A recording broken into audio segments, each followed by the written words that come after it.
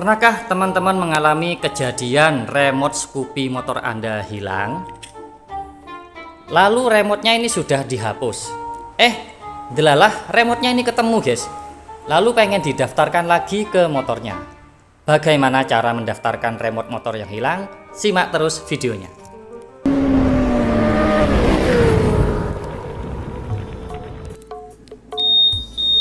Assalamualaikum warahmatullahi wabarakatuh. Kembali lagi dengan Papa di channel Papa Narsis. Terima kasih buat teman-teman yang sudah klik video ini. Kali ini Papa akan sharing ya tentang cara mendaftarkan remote motor Scoopy yang hilang ke motornya lagi. Perlu teman-teman ketahui ya, di video Papa sebelumnya Papa sudah mempraktekkan cara menghapus remote motor yang hilang. Jadi kondisinya remote motor yang hilang ini sekarang tidak bisa digunakan untuk menyalakan motornya. Kita coba dulu ya guys ya. Remote-nya yang masih aktif ini masih ada satu. Ini Papa matikan dulu. Jadi remote yang hilang ini meskipun aktif ya, tapi ini nggak bisa untuk menyalakan motornya ya guys ya. Oke. Jadi untuk mendaftarkan remote motor yang hilang tersebut, teman-teman perlu kabel jumper yang ada di sini. Nah, kabel jumper ini sudah Papa tancapkan. Ya, kabel jumper ini bisa beli di marketplace ya. Nanti Papa share linknya di deskripsi. Kabel jumper ini fungsinya bisa untuk menghapus remote atau juga mendaftarkan remote yang hilang. Oke, pertama-tama kita pastikan dulu ya, untuk remote yang ini kan nggak bisa aktif memang, nggak bisa nyambung. Nah, ini remote yang masih terdaftar dan ini remote yang hilang. Yang remote hilang ini masih belum terdaftar. Caranya begini ya guys ya. Pertama matikan ini dulu. Kondisinya matikan dulu semua. Remote yang hilang sama remote yang masih aktif ini dimatikan dulu. Lalu pastikan alarm anti maling pada motornya ini tidak aktif guys. Tandanya ya indikator merah di sini tidak nyala. Kalau aktif, mode untuk kabel jumpernya ini itu nggak bakal connect juga.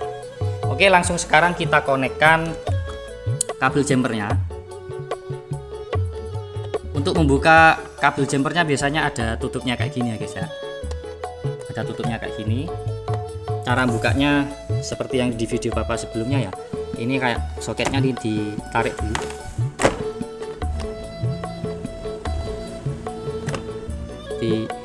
Ditekan, kesulitan sih soalnya dewi yang pakai. Nah, ini ditekan ya guys ya, kuncinya guys. Nah, itu kabel jumpernya kita tancapkan.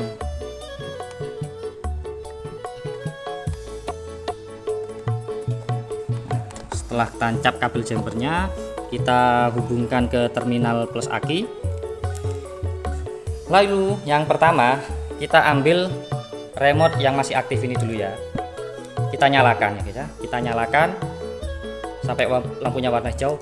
Lalu kita tekan knopnya ke posisi on. Pastikan keylessnya ini menyala. Ya, setelah itu matikan remote-nya ini yang lama mati, yang masih aktif ini matikan. Sudah itu remote yang hilang ini dinyalakan guys. Setelah itu putar knopnya ke on.